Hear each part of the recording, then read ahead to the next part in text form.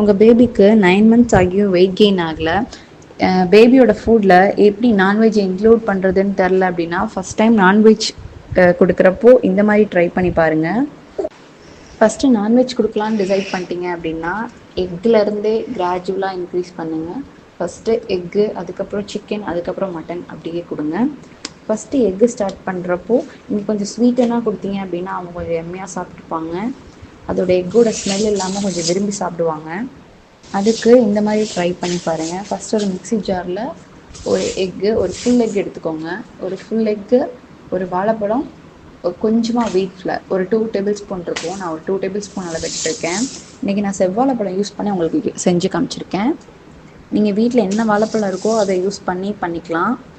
இந்த 3 இன்க்ரீடியண்ட்டையும் மிக்ஸி ஜாரில் நல்லா கிரைண்ட் பண்ணி ஒரு வளன்னு இருக்கும் அந்த மாதிரி ஒரு பேட்டரை ரெடி பண்ணிக்கோங்க. பேனை ஹீட் பண்ணிவிட்டு லைட்டாக க்ரீஸ் பண்ணிக்கோங்க. க்ரீஸ் பண்ணிவிட்டு நம்ம ரெடி பண்ணி வச்சுருக்க பேட்டரை குட்டி குட்டி தோசையாக ஊற்றி எடுத்துக்கோங்க. நல்லா குக் பண்ணி 2 சைடும் குக் பண்ணி எடுத்துட்டிங்கன்னா அதை அப்படியே கட் பண்ணி நீங்கள் ஃபிங்கர் ஃபுட்டாகவும் கொடுக்கலாம். கொஞ்சம் பாதியை அப்படியே மசிச்சு பேபிக்கு டேரெக்டாகவும் நீங்கள் ஃபீட் பண்ணி விடலாம்.